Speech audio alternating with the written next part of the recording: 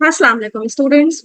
आज की वीडियो में हम एक्सरसाइज 18.7 करने जा रहे हैं और इसमें हम सारे ही क्वेश्चन सॉल्व करेंगे आज की वीडियो में।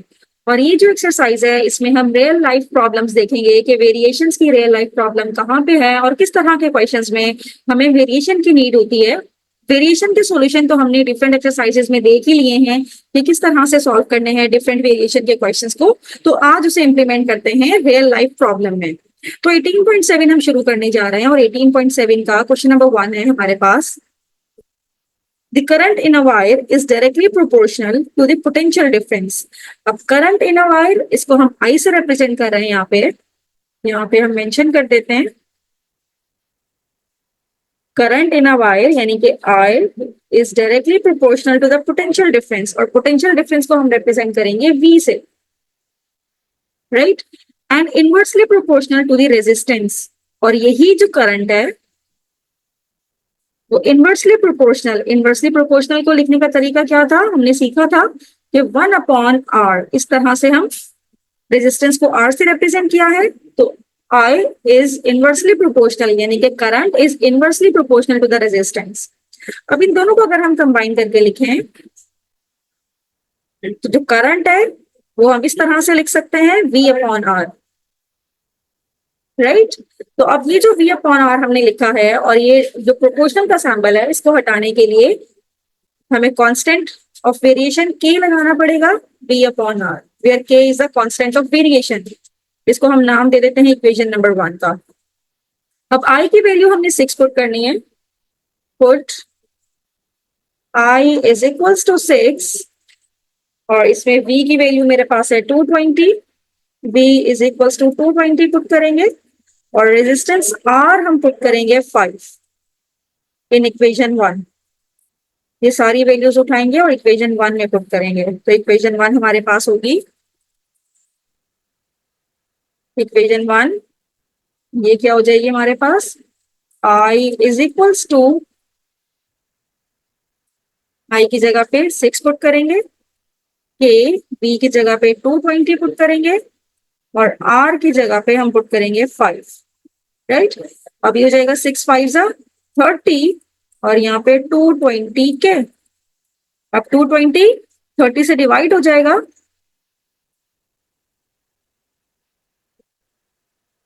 30 ऊपर रहेगा और 220 नीचे आ जाएगा, राइट। तो ये 0 से 0 कैंसिल आउट हो गया और हमारे पास जो K की वैल्यू आई है ये है 3/22। ये जो K की वैल्यू हम अपनी इक्वेशन में पुट करेंगे, इक्वेशन 1 में पुट इन इक्वेशन 1। तो I यानी कि करंट मेरे पास हो जाएगा, K की वैल्यू है 3/22 V/R। इसको हम नाम दे देंगे इक्वेशन नंबर 2 का। अब क्वेश्चन में हमसे करंट पूछा है तो हम पुट करेंगे करंट फाइंड आउट करने के लिए V is equals to 180 and R is equals to 8 ohms in equation number 2। तो I किसके इक्वल आ जाएगा, ये 3/22 तो लिखा हुआ है, V की जगह पे आ जाएगा 180 और R की जगह पे आ जाएगा 8। तो इसको सॉल्व करेंगे तो हमारे पास I यानी कि करंट आ जाएगा। तो अब इसको फर्दर सिंप्लीफाई करने के लिए ये 2 के टेबल से कैंसिल आउट हो रहा है, 2 4 8 और यहाँ पे 2 9 18 और 0, मतलब ये डायरेक्टली हम कैंसिल आउट कर सकते थे। इसको सिंप्लीफाई कर लेते हैं। 4 2 8 और 4 4 16, 2 यहाँ पे आएगा, 4 5 20 और ये बच गया हमारे पास 3 मल्टीप्लाई बाय 45 और नीचे है 22 मल्टीप्लाई बाय 2।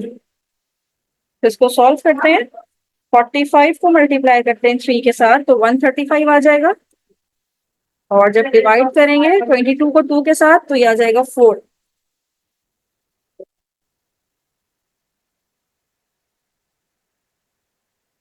तो इसको पॉइंट में आंसर ले आए, कैलकुलेटर में डिवाइड कर दें, 135 divided by 44 the result is 3.068 और करंट है तो करंट के लिए हम जो यूनिट यूज करते हैं ये होती है एम्पेयर्स। तो 1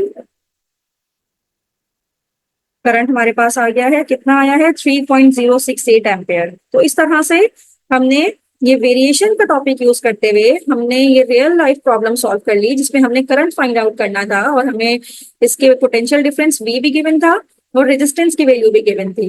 तो इस मेथड से हमने करंट फाइंड आउट कर लिया जो कि 3.068 एम्पेयर आया है। This is our final result. Now moving toward question number 2. The intensity of light measured in foot candles varies inversely with the square of the distance from the light source.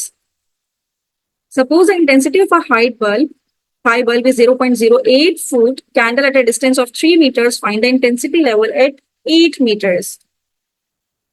तो सबसे पहले यहाँ पे हम mention कर देते हैं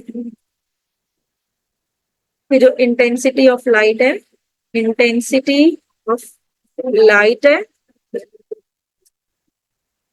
intensity of light को हमने आई से रिप्रेजेंट किया है क्योंकि कोई सैंपल हमें गिवन नहीं था, तो हमें ये बताना पड़ेगा कि हमने इसको आई से रिप्रेजेंट किया है। और distance from the candle, distance from the source, जो डिस्टेंस है उसको हमने डी से रिप्रेजेंट किया है, right. The intensity of a light measured in foot candles varies inversely. So according to the given condition,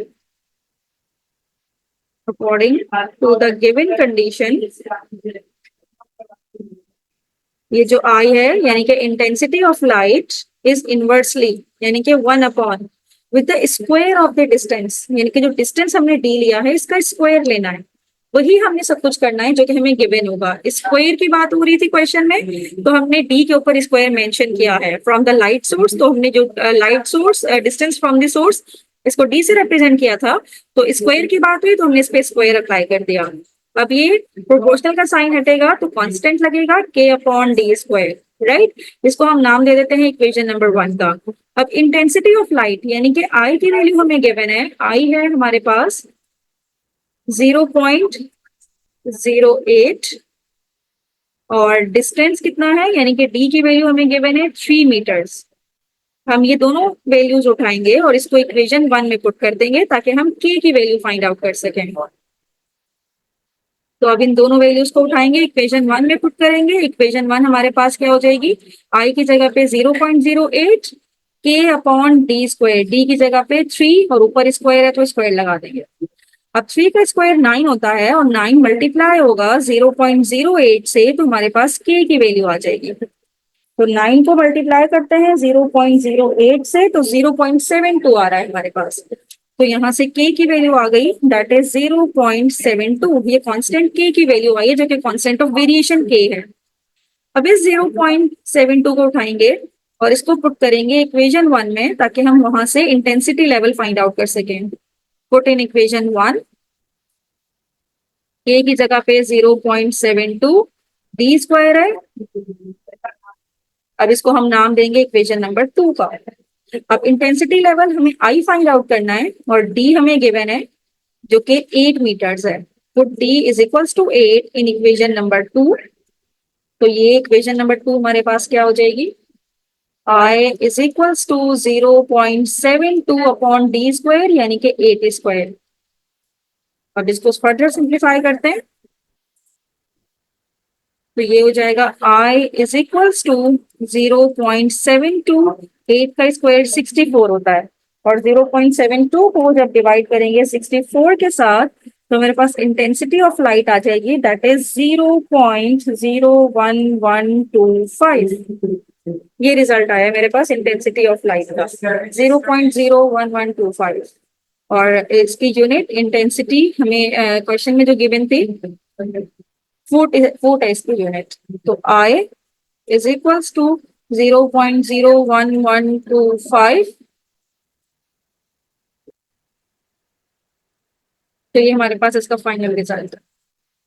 इस तरह से हमने इसका इंटेंसिटी लेवल फाइंड आउट कर लिया है 0.01125 फूट कैंडल्स, राइट। तो इस तरह से ये हमारे पास इसका इंटेंसिटी लेवल आ गया है। तो स्टूडेंट देखा आपने किस तरह से हमने ये रियल लाइफ प्रॉब्लम को वेरिएशन के क्वेश्चन के अकॉर्डिंगली सॉल्व किया है। तो जिसमें इंटेंसिटी लेवल हमारे पास आया है 0.01125 food candles, right. Now moving toward question number 3, और क्वेश्चन नंबर 3 में हमारे पास जो गिवन है उसको हम सॉल्व कर लेते हैं। The strength S of a rectangular beam strength can varies directly as the breadth B and the square of the depth D।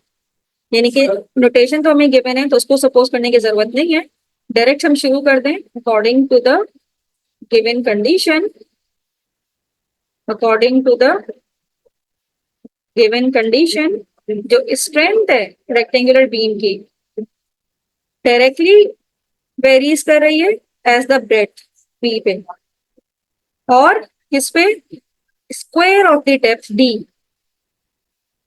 तो इसमें जब तीन वेरिएबल्स यूज हो रहे हैं, एक तो ये स्ट्रेंथ एस, एक ब्रेथ बी और डेप्थ डी। तो यहाँ पे हम दूसरी कंडीशन लगाएंगे कि strength is directly proportional to the square of the depth. तो डेप्थ है डी, इसका स्क्वायर। तो अब जब इन दोनों को कंबाइन करेंगे तो मल्टीपल फॉर्म में आ जाएगा बी डी स्क्वायर, राइट। अब इसमें से k आ जाएगा constant of proportional, where k is a constant of variation, जिसको हम नाम दे देंगे इक्वेशन नंबर 1 का। Okay, if a beam 9 centimetre wide, यानी कि यहाँ पे इसकी हमें ब्रेड्थ गिवन है एंड 12 सेंटीमीटर डेप्थ भी गिवन है डी, विद सपोर्ट 1200 पाउंड, यानी कि स्ट्रेंथ भी हमें गिवन है। एस क्या है, 1200 जो इसकी स्ट्रेंथ है।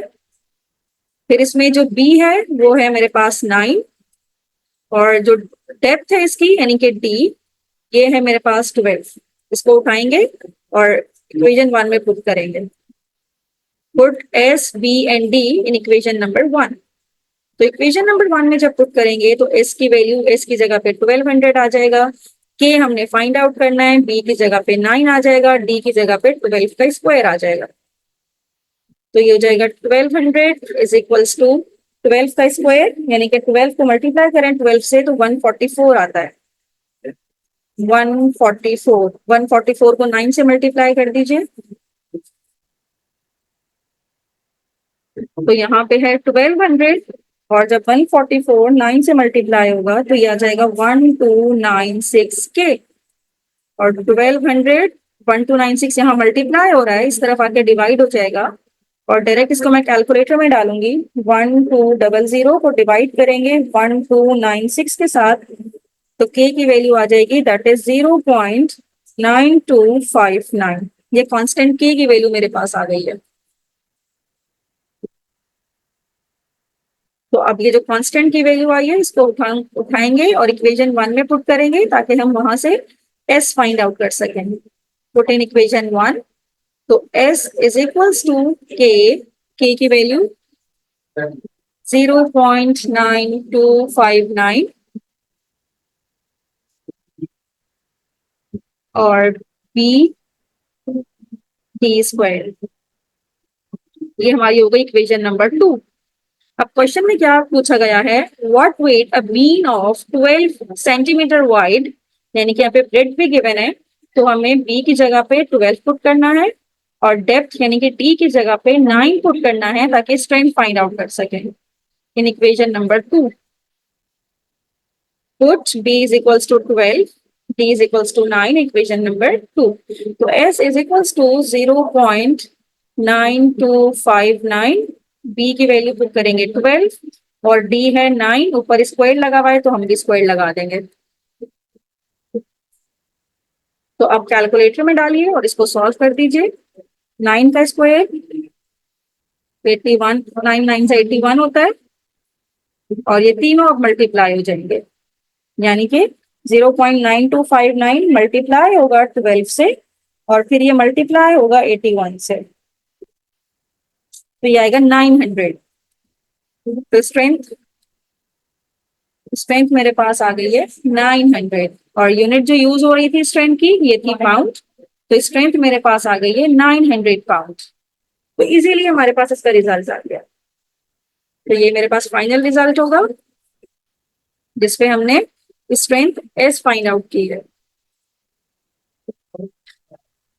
और इसके यूनिट भी मेंशन कर दी, इसके यूनिट है पाउंड, राइट। तो ये हमारे पास इसका फाइनल रिजल्ट हुआ।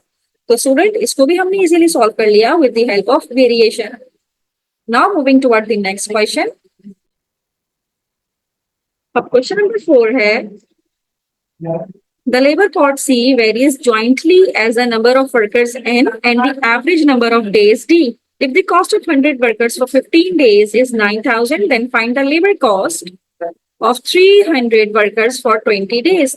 तो लेबर कॉस्ट हमारे पास जो C है, हम इसको C असाइन कर रहे हैं और ये डायरेक्टली प्रोपोर्शनल है varies jointly as the number of workers N and the average number of days D, right? Where C is the labor cost, N is the number of workers, and D is the number of days, right? तो इसको हमने joint variation के जरिए से इस तरह से represent कर दिया।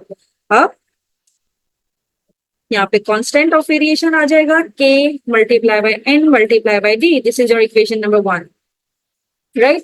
तो अब हमने सबसे पहले क्या पुट करना है, कॉस्ट हमें गिवन है, कॉस्ट है 100, डेज हमें गिवन है that is 15 days, sorry cost है 9,000, 100 वर्कर्स हैं तो n 100 है, n की वैल्यू 100 है और कॉस्ट लगेगी इस पे 9,000, 9,000 रुपीज कह लें या 9,000 रुपीज है, ठीक है। तो अब इसको उठाएंगे, पुट इन इक्वेशन 1, इक्वेशन 1 में ये वैल्यूज पुट करेंगे ताकि k की वैल्यू आ जाए। c की जगह पे 9,000 पुट कर दिया, k हमने फाइंड आउट करना है, n की जगह पे 100 पुट किया और नंबर ऑफ डेज है 15, राइट। तो 9,000 ये हो जाएगा 100 मल्टीप्लाई बाय 15 इज 1500k। अब 1500 इसके डिनोमिनेटर में आ जाएगा 9,000 के, 9,000 के डिनोमिनेटर में आ जाएगा 1500। अब ये 2 जीरो तो इससे कैंसिल हो गए। अब सिंपल 90 को डिवाइड कर दीजिए 15 के साथ तो k की वैल्यू आ जाएगी 6। तो कांस्टेंट मेरे पास यहाँ आ गया है 6। अब इस कांस्टेंट को हम उठाएंगे और इक्वेशन में पुट करेंगे, इक्वेशन 1 में, पुट इन इक्वेशन 1। अब इक्वेशन 1 में c is equals to 6 nd हो जाएगा, ये इसको हम नाम दे देंगे इक्वेशन नंबर 2 का। तो हमने लेबर कॉस्ट फाइंड आउट करनी है और n की वैल्यू है इसमें 300 वर्कर्स और d है 20 डेज, 20। इसको उठाएंगे और इक्वेशन 2 में पुट करेंगे, n और d की जगह पे पुट इन इक्वेशन 2। ये इक्वेशन 2 है, equation 2 implies that c is equals to 6, n की जगह पे आ जाएगा 300 और d की जगह पे आ जाएगा 20। बस अब कैलकुलेटर मौजूद है, 6 को मल्टीप्लाई करेंगे 300 के साथ और 300 को मल्टीप्लाई करेंगे 20 के साथ तो रिजल्ट आ जाएगा 36,000 और यूनिट हम रुपीज लगा देते हैं क्योंकि कोई यूनिट हमें गिवन नहीं है। तो टोटल लेबर कॉस्ट हमारे पास आई है 36,000 रुपीज, राइट। तो ये मेरे पास लेबर कॉस्ट आ गई कि अगर टोटल वर्कर्स 300 हैं और 20 डेज में आपने वो काम करना है तो टोटल कॉस्ट आएगी 36,000 रुपीज। तो इस तरह से हमने वेरिएशन का टॉपिक यूज करते हुए ये रियल लाइफ प्रॉब्लम को सॉल्व कर लिया। तो student now moving toward question number 5 और क्वेश्चन नंबर 5 में हमारे पास सेल टैक्स के बारे में एक सवाल गिवन है और sale tax on the purchase of a new car varies directly, यानी कि directly as the price of a car. If a new car is purchased in rupees, unit 10, 100, 1,000, 10,000, lakh, 10 lakh, 20 lakh, then the sale tax is 40,000. How much sale tax is charged if the new car is priced at rupees 28 lakh? Right? तो इसको भी हम काम शुरू करते हैं इसका। और सबसे पहले तो हम इसको वेरिएबल असाइन कर देते हैं यहाँ पे, ये सेल टैक्स है तो हम इसको लेट कर लेते हैं कि सेल टैक्स, सेल्स टैक्स किसके इक्वल है, एस के इक्वल है।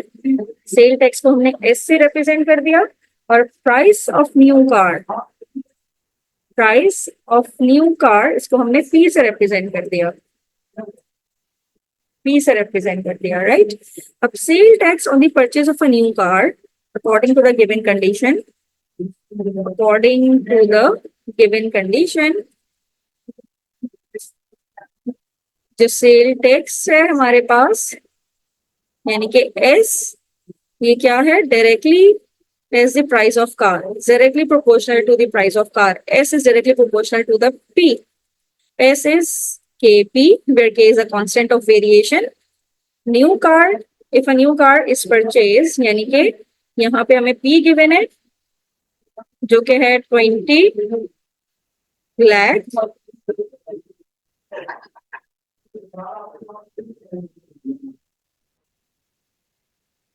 पे जो सेल टैक्स है ये है 40,000। ये दोनों वैल्यूज उठाएंगे, इसको पुट कर देंगे इक्वेशन 1 में, ताकि हम के की वैल्यू फाइंड आउट कर सकें। पुट इन इक्वेशन 1, एस की जगह पे आ जाएगा 40,000, के हम फाइंड आउट करेंगे, और पी की जगह पे आ जाएगा 20 लाख, राइट। अब यहाँ से के की वैल्यू निकल आएगी इजीली, जब हम 40,000 को डिवाइड करवाएंगे तो के की वैल्यू हमारे पास आ जाएगी। ये 4 0 तो इससे कैंसिल हो गए। अब सिंपल 4 को डिवाइड कर दीजिए 200 से, तो 0.02 के की वैल्यू आई है मेरे पास। के की वैल्यू आई है 0.02। अब ये के की वैल्यू उठाएंगे और इसे इक्वेशन 1 में पुट करेंगे। पुट इन इक्वेशन 1, इक्वेशन 1 ये है, एस इज इक्वल्स टू के की जगह पे 0.02 पी, ये मेरे पास हो जाएगी इक्वेशन नंबर 2। अब मुझे यहाँ पे क्या पुट करना है, how much sale tax S find out करना है, और पी की वैल्यू गिवन है। पी की वैल्यू क्या है, 28 लाख।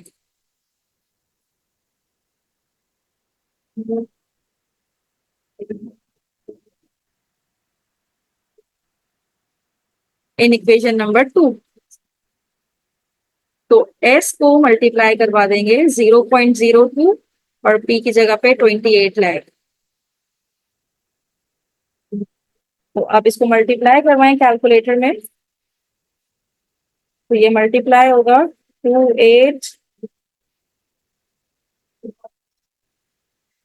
56,000 आ रहा है सेल टैक्स, 56,000 रुपीज। तो स्टूडेंट जो क्वेश्चन ने पूछा था कि सेल टैक्स आप फाइंड आउट करें, अगर न्यू कार की प्राइस है 28 लाख, तो सेल टैक्स हमने फाइंड आउट कर लिया, और सेल टैक्स कितना होगा उस पे, 56,000 रुपीज सेल टैक्स आपको पे करना पड़ेगा, राइट। तो स्टूडेंट ये इस तरह के क्वेश्चन भी हमने सॉल्व कर लिए with the help of variation technique. तो ये रियल लाइफ प्रॉब्लम थी जो हमें रियल वर्ल्ड में फेस करनी पड़ती है। तो स्टूडेंट देखा आपने कि हमने कितनी आसानी से इस क्वेश्चन को सॉल्व कर लिया। अगर हमें वेरिएशन के बारे में कुछ भी इंफॉर्मेशन है तो हम इसको इजीली सॉल्व कर सकते हैं with the help of variation.